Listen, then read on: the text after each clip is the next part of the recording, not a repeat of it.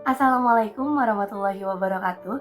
Perkenalkan kami dari kelompok 1 dan nama saya Fatima Azhara dengan NIM 105022400020. Pada kesempatan kali ini, izinkan kelompok kami untuk memaparkan analisis sosial enterprise yang memanfaatkan teknik eco-printing untuk membuat sebuah produk yang unik yang tidak hanya menjual nilai estetika tetapi juga uh, mereka mendukung nilai keberlanjutan lingkungan.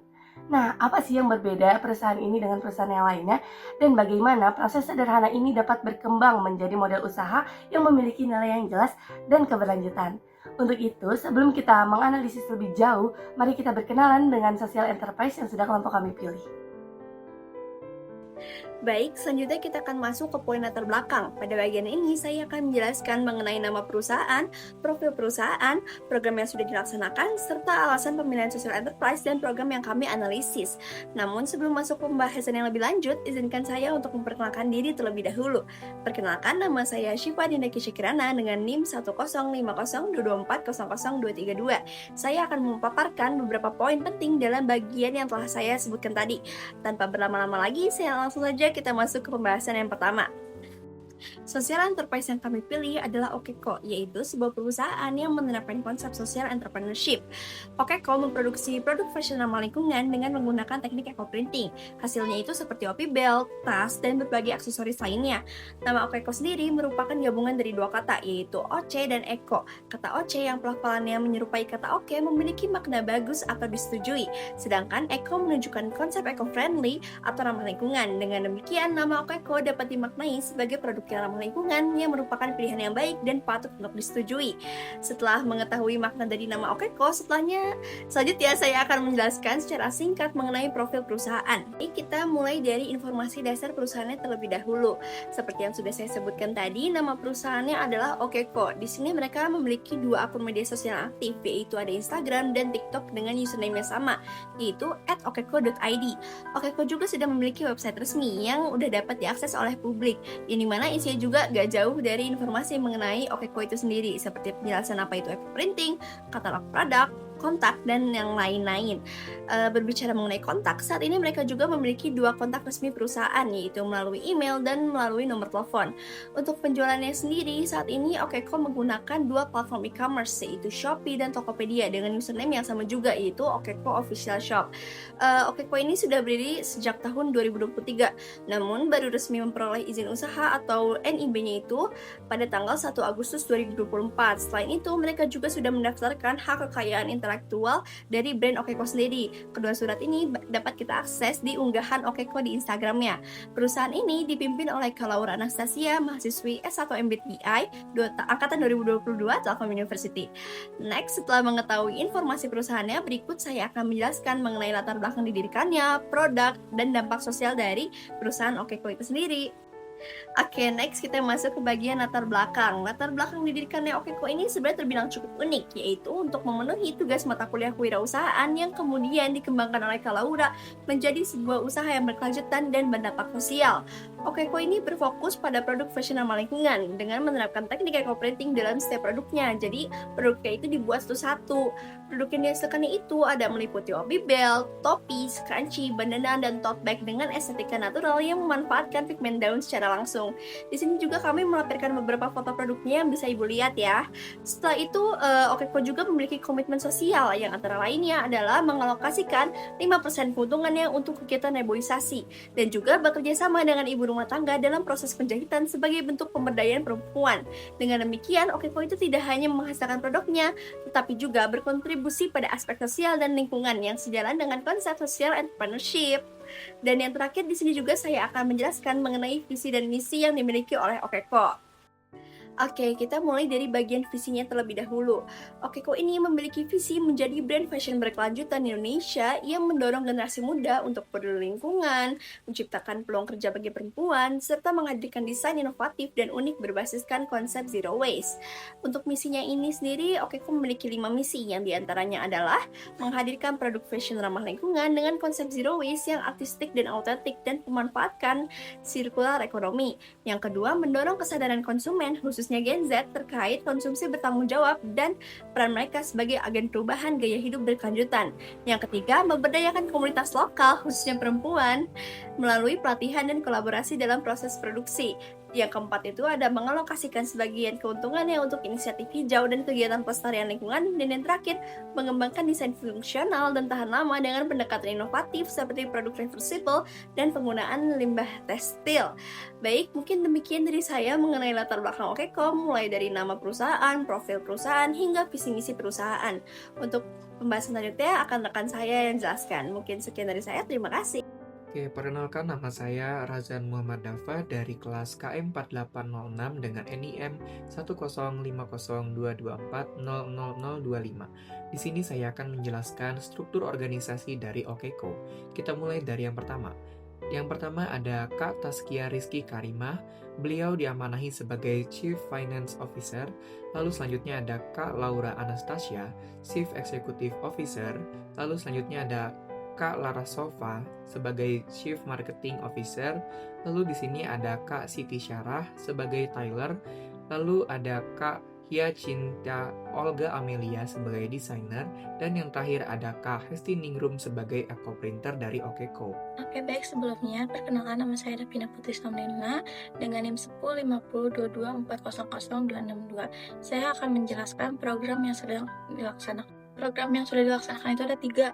Yang pertama ada program kolaborasi dengan denim bekas, yang di dalamnya ada 3 poin, yaitu yang pertama mengolah denim bekas menjadi tas baru, yang kedua tujuan dan juga tujuannya yaitu mendaur ulang dan mengurangi sampah tekstil, yang ketiga tantangan, tidak ada kepastian kebersihan denim yang diterima, dan selanjutnya yang kedua ada program memperdayakan perempuan, yaitu edukasi di Instagram sebagai media. Poin kedua yaitu mengupayakan pencarian vendor di perempuan, yang ketiga sudah berhasil membina kolom rumah tangga sebagai program budaya, yang keempat menandai meningkatnya yang sangat populer di masyarakat, dan yang terakhir konten yang dibuat termasuk tema eco-printing, edukasi tentang pemberdayakan perempuan. Selanjutnya poin ketiga yaitu program konten edukasi di media sosial, ada 2, yaitu fokus di Instagram, dan 2 buat konten slow fashion, eco-printing, dan edukasi full dan memperdayakan perempuan. Kolaborasi dengan denim bekas juga menjadi fokus utama kami karena kami sangat tertarik bagaimana denim bekas bisa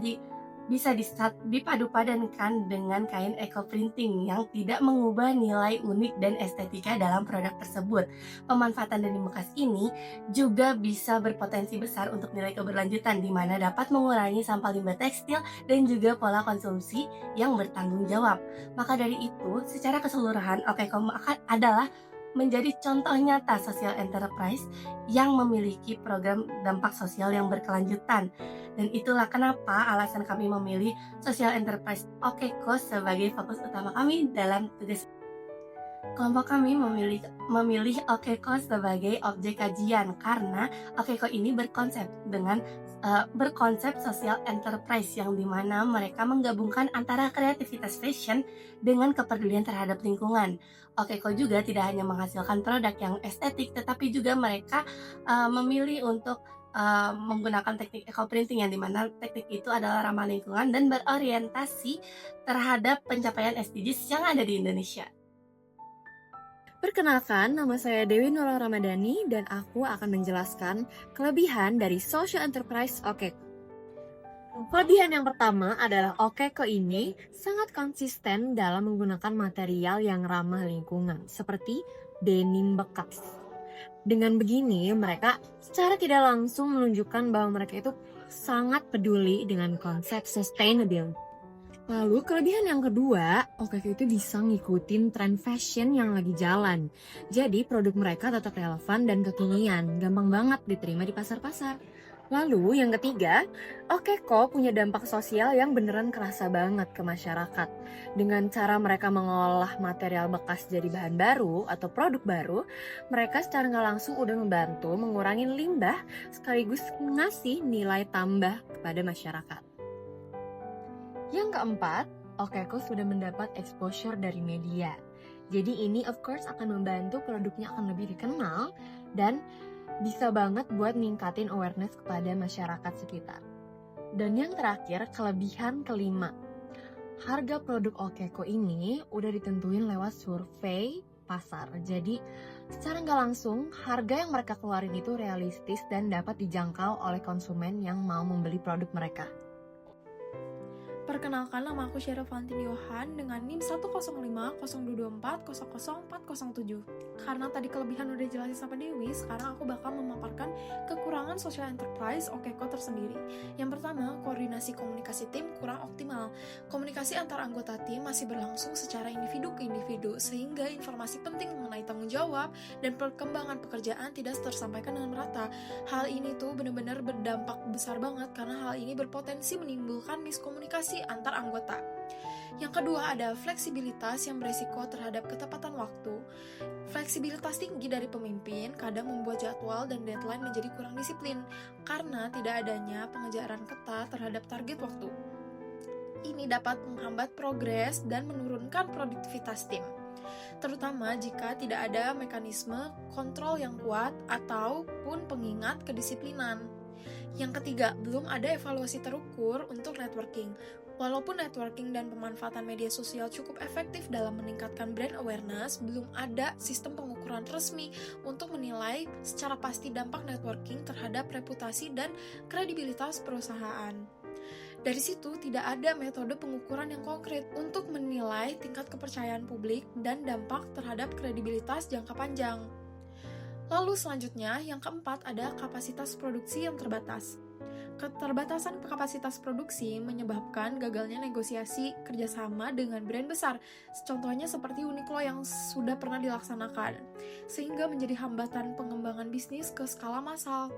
Hal ini tuh benar-benar krusial banget karena hal ini bisa sampai menghambat kolaborasi penting dengan perusahaan besar, sekaligus menandakan perlunya penguatan manajemen produksi agar perusahaan dapat bersaing di sektor industri yang lebih besar. Nah, analisis kekurangan yang selanjutnya itu masih perlu penguatan manajemen produksi dan sistem internal. Gagalnya negosiasi dan tantangan operasional mengindikasikan kebutuhan peningkatan dalam sistem manajemen dan kesiapan produksi agar dapat bersaing di tingkat industri yang lebih besar dan lebih besar ke depannya.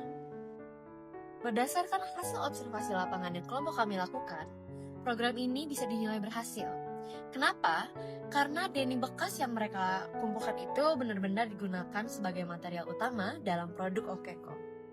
Proses pengumpulan dan pemilihan materialnya pun sudah terbukti jelas, baik dari penjelasan langsung dari pendirinya maupun dari dokumentasi yang mereka tunjukkan kepada kami. Selain itu, kombinasi pengguna denim bekas dan teknik eco-print menunjukkan bahwa OKECO konsisten menerapkan prinsip circular fashion.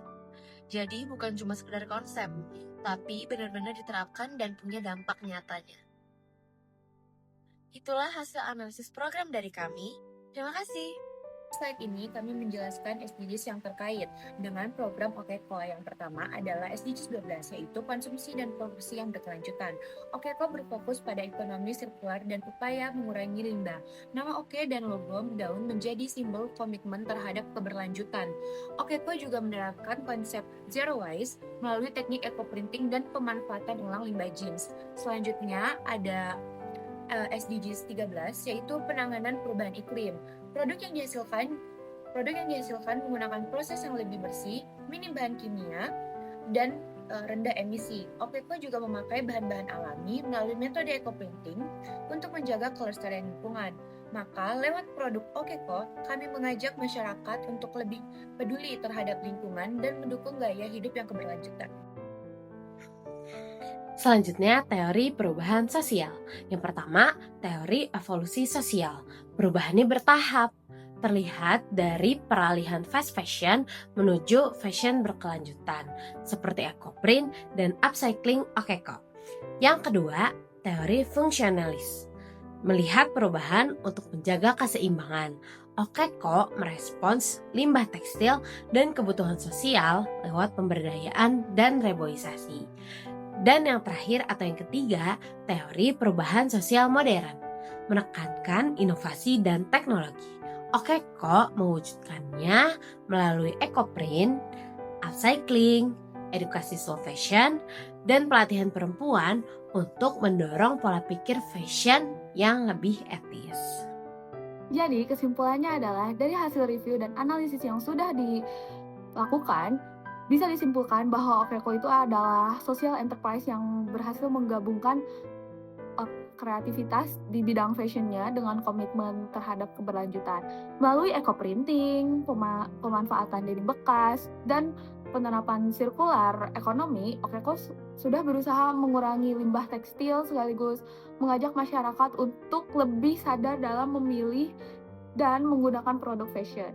Program-program yang dijalankan Okeko bukan hanya menghasilkan produk ramah lingkungan saja, tetapi mendorong perubahan perilaku dan pola konsumsi masyarakat ke arah yang lebih keberlanjutan. Dan ini adalah daftar pustaka yang telah kami buat.